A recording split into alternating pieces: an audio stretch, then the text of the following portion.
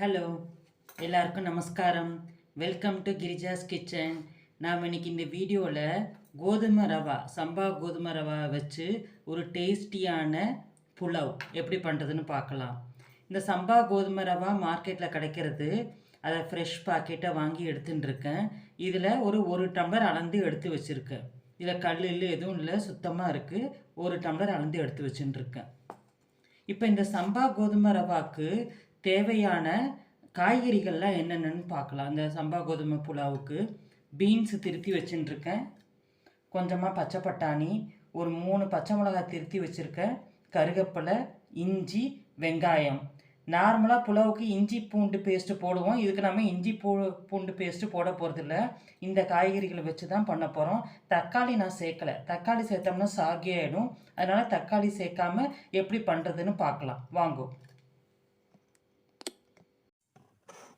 இந்த பாருங்க, இப்போ எப்படி பண்ணுறதுன்னு பார்க்கலாம். குக்கரில் எண்ணெய் விட்டுருக்கேன், காஞ்சின்னு இருக்கு. ஒரே ஒரு பிரிஞ்சி இலை மட்டும் போடுறேன். இதுக்கு வேறு சோம்பு பட்டை எதுவும் தாளிக்கணுங்கிறதுல ஒரு பிரிஞ்சி இலை சேர்த்துடலாம்.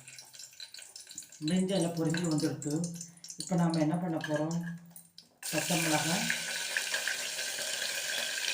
எடுத்து வச்சுருக்கிற இஞ்சி, வெங்காயம்,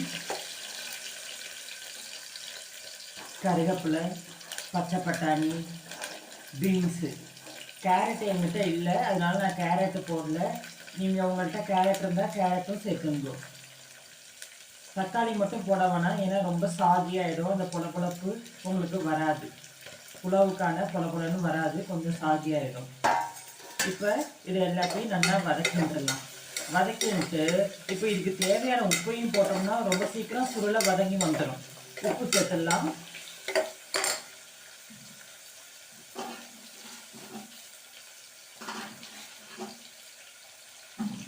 இந்த பாருங்க, இதுக்கு தேவையான உப்பு சேர்க்கிறேன்.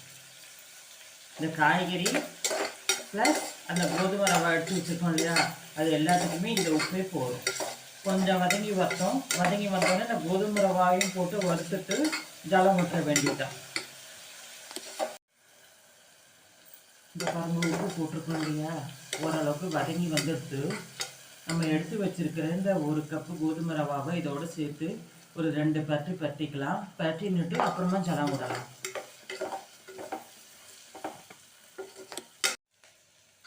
பாருங்க, கோதுமை ரவாவையும் போட்டு கொஞ்சம் லைட்டாக இதோட வறுத்துனுட்டோம். இப்போ இதுக்கு ஜலம் சேர்த்துற வேண்டியதான். நான் ஏற்கனவே சொல்லியிருக்கேன், 1 டம்ளர் கோதுமை ரவாவுக்கு 2.5 டம்ளர் ஜலம் விடணும். ஏன்னா காய்கறிலாம் போட்டிருக்கோம் இல்லையா, நான் அளந்து எடுத்து வச்சுருக்கேன். ஒரு 2.5 டம்ளர் ஜலம் விட்டேன். தேவைப்பட்டால் இன்னும் கொஞ்சம் விட்டுக்கலாம். இந்த பாருங்க, உங்களுக்கு பார்த்தாலே தெரியும், இந்த கோதுமை ரவாவும் இந்த நம்ம போட்டுக்கிற காய்கறியும் நல்லா அதுக்கு மேலே கொஞ்சம் முழுகிற மாதிரி ஜலம் விட்டால் போதும். இதுதான் இதுக்கு கணக்கு. இப்போ இதை மூடி வச்சிடலாம். ஒரே ஒரு கிளறி விட்டுக்கிறேன். கிளறி விட்டுட்டு இதை அப்படியே மூடி வச்சிடலாம். மூடி வச்சுட்டு ஒரு 2 அல்லது 3 விசில் விட்டு அடுப்பை ஆஃப் பண்ணிட வேண்டியதான். நம்மளுடைய புலாவ் ரெடி ஆகிடும். 2 விசிலுக்கு அப்புறம் பார்க்கலாம். விசில் வந்தாச்சு. இப்போ அடுப்பை ஆஃப் பண்ணிடலாம்.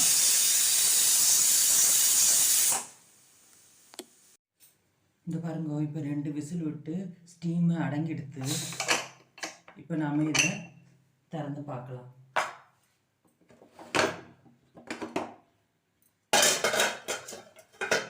இந்த பாருங்க, எவ்வளோ பொலன்னு வந்துருக்கு பார்த்தீங்களா. வெஜிடபிள் பிரியாணி நம்ம இதில் பாஸ்மதி ரைஸில் பண்ணால் கூட அந்தளவுக்கு வாசனை வராது. அவ்வளோ கமகமன்னு வாசனை வருது. பாஸ்மதி ரைஸே தோற்று போயிடும் போல இருக்குது, அவ்வளோ நல்லா இருக்குது. இதை வந்து நீங்கள் சுகர் பேஷண்ட்டு, ஹார்ட் பேஷண்ட்டுக்கெல்லாம் இந்த மாதிரி கொடுக்கலாம். பாஸ்மதி ரைஸ் பண்ணுறதுக்கு பதிலாக நீங்கள் கோதுமை ரவாவில் பண்ணிடலாம். அவளுக்கு வந்து கலோரிஸும் மீடியமாக இருக்கும். உங்களுக்கு ப்ரோட்டீன், ஃபைபர் எல்லாமே இதில் இருக்குது.